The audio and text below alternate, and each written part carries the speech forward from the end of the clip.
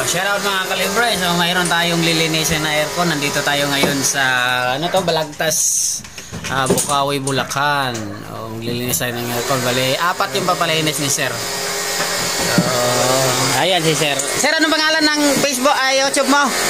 Mag-YouTube? Wala pa? Wala pa kong YouTube. Ano ko lang, Facebook? Ang YouTube ko, yun. Katangan Boy Kataan.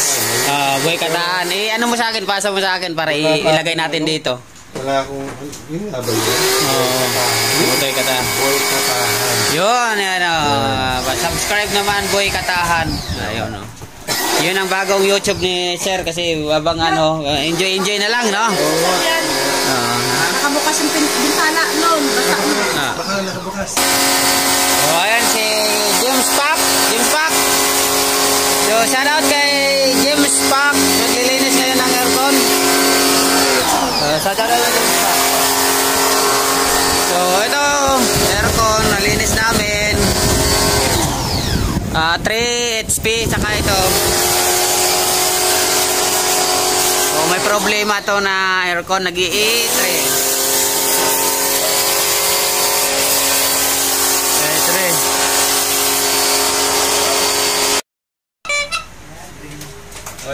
So shout out dyan sa may-ari ng Wasbag. Baka mayroon niya pang sponsor na Wasbag para sa Christmas party namin.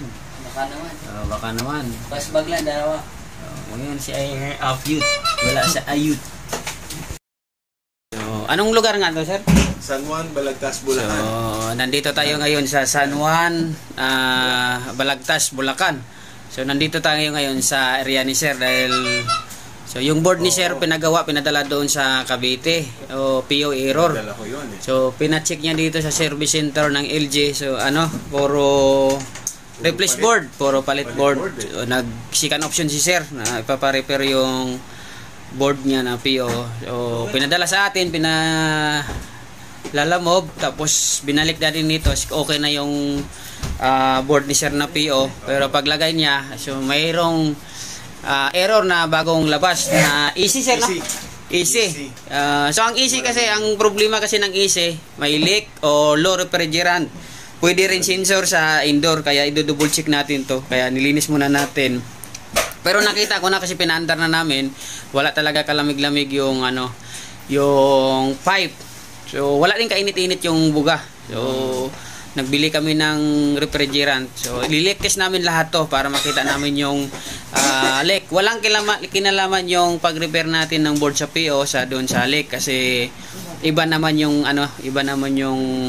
problema ng EC sa PO kasi ang PO sa board, ang EC may leak, kaya ayaw ni sir na magpapunta ng ibang technician. Kahit malayo tayo, pinuntahan natin si sir at nagpasabay din si sir na palinis ng aircon niya, LG. Saka yung cooling doon sir na 3 HP. Yun. Pinasabay na lang din ni sir na linis para hindi naman tayo ma-short, malugi kasi ang dami namin. Ito may mga cute. So ayun sa likod dumaan. Cute yan. Mga kalibre. So dahil nagpunta tayo dito sa kay sir, na-confirm natin na yung aircon ni sir nag-easy dahil yung compressor may leak, di ba? So, ang leak dito sa may ilalim ng compressor, naglalangis. Kutin mo nga, piyot, kung may langis. Uli.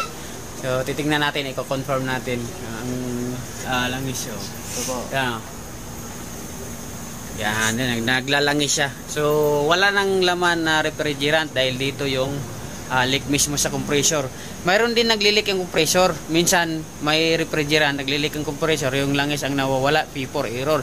So, ito, ang issue nito is E6, walang lamig. So, konfirmado natin na ang leak dito sa compressor. Kaya sasabihan natin yung customer natin na papalitan na lang to talagang compressor.